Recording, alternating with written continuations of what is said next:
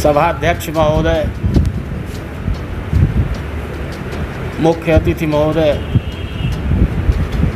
इस कार्यक्रम के आयोजक माननीय श्री राम दुलार यादव जी एवं उनकी धर्मपत्नी माननीय श्री फूलमती यादव जी एवं मंच पर उपस्थित सभी विद्वद्जन तथा हमारे इस सभांगण में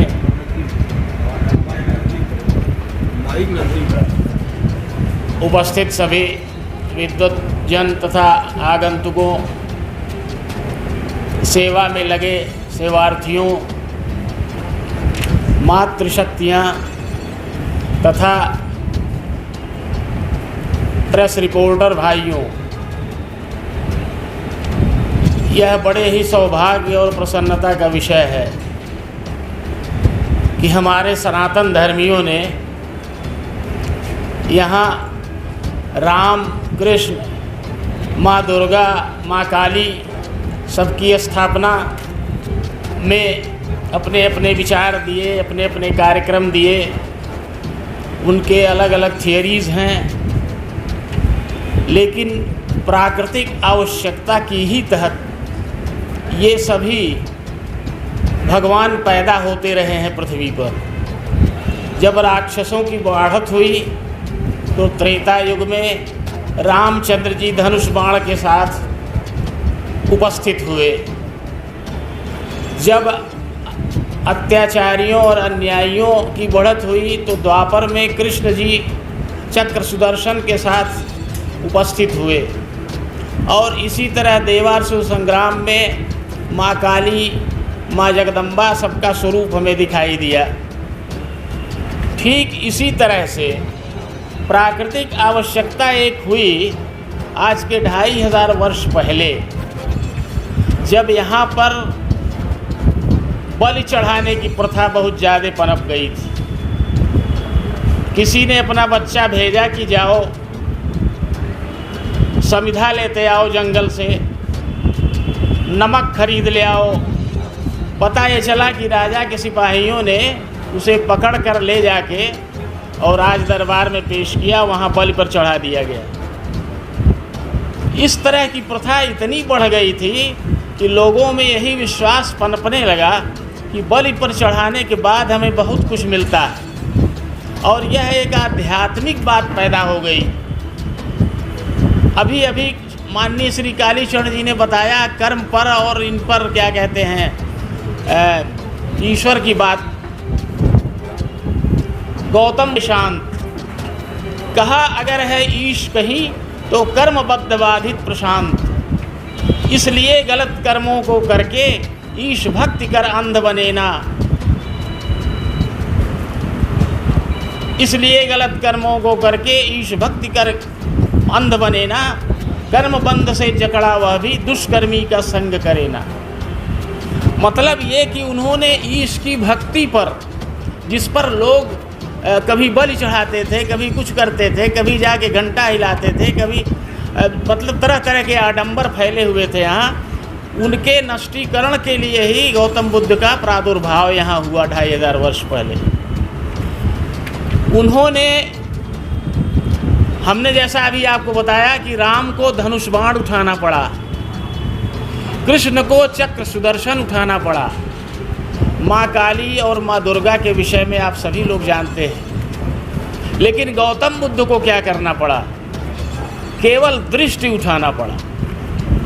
कोई अस्त्र शस्त्र उन्होंने नहीं उठाया, मात्र दृष्टि के अवलोकन से महर्षि अंगुलीमाल हो गया।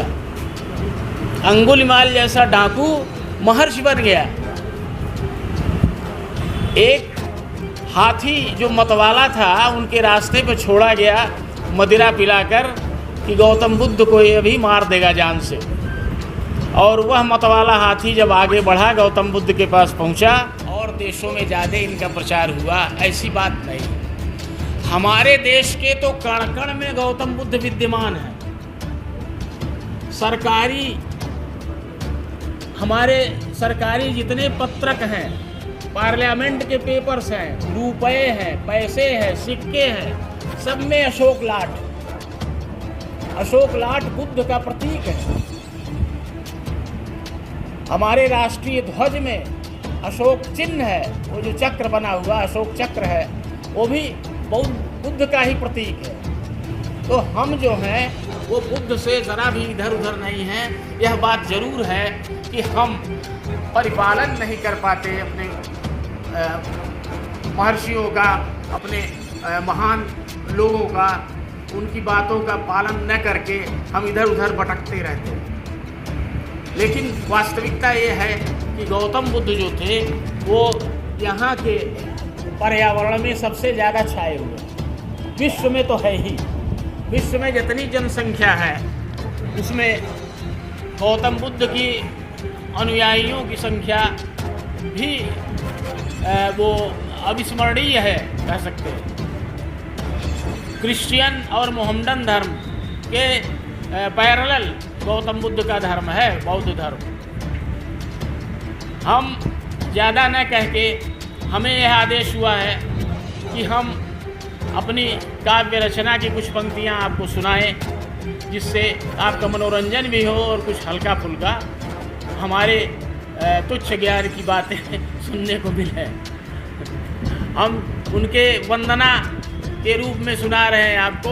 हे कलयुग के भगवान बुद्ध, हे त्रेता युग के राम बुद्ध, हे द्वापर के घनश्याम बुद्ध, सतयुग के त्रिभगायाम बुद्ध, शाक्य वंश के सूर्य शिरोमणि, मानव के सरताज बुद्ध, मलिन भावनाओं से मंडित हृदयहीन के त्राण बुद्ध, यशोधरा के तप्त हृदय में जीवन के आसार बुद्ध, मेधा से मंडित बुद्धि करो, लेखनी करो विराम बुद्ध, वन प्रयाण के दुर्गम पथ पर कर दो ज्योति प्रदान बुद्ध, स्वार्थ हितों में या लिप्सा में कहीं विश्व में होना युद्ध, मानव मानवता का पोषक बन जगती कल्याण करे, जीव सभी में एक सभी को जीने के अधिकार खरे, फिर कौन हाथ में ले सकता है प्रकृति नटी के दंड विधान, यदि कोई करता ऐसा तो करता उसका है अपमान, अपराजय कल्पनातीत उस महा एक का मान करें हम, सब में एक एक में सब है जीवों का सम्मान करें हम,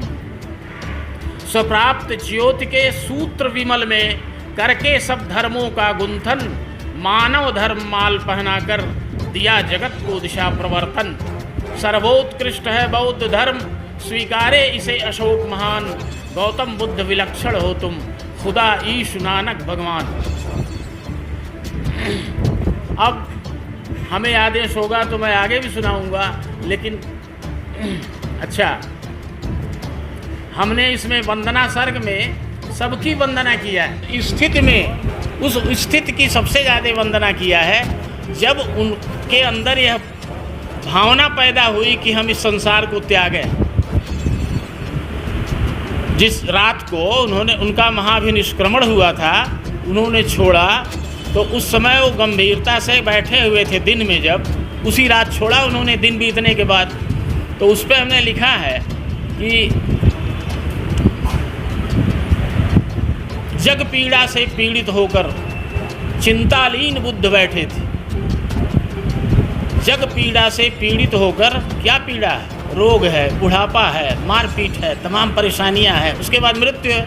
मैंने कहीं सुख नहीं है, दुख है, लेकिन छोटे छोटे सुख के लिए हम दुखी होते रहते हैं। तो इसी का कारण तो खोजना था उन्हें, तो उसी पर वो बैठे थे, इसी खोज कर रहे थे। तो उसी पर हमने लिखा कि जग पीड़ा से पीड़ित होकर चिंतालीन बुद्ध बैठे थे, मानव को भगवान बनाने भाव प्रबल उनमें बैठे थे। एक मनुष्य को जैसा बनना होता है, जैसा उसका भविष्य होना होता है, उस तरह की प्रवृत्तियां उनके अंदर घर करती, और उसी तरह की स्थिति, उसी तरह की प्रेरणा दैव योग से प्रकृति बनाती है। तो उसी तरह की चीज़ भगवान बुद्ध में प्रविष्ट हुई थी, जिसके नाते वो ईश्वराकार हो गए।